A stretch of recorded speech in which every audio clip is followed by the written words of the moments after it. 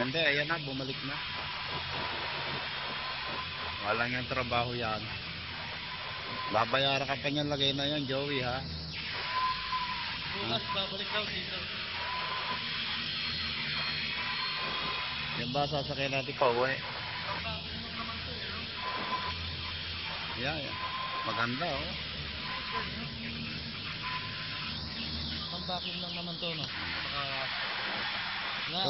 Ito ang bagong laruan ngayon ni Joey. Ano na? Ano tawag doon? Yung kumbaga sa jeep.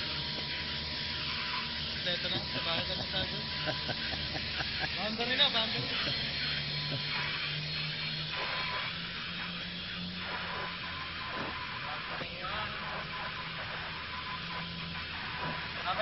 Ikaw naman.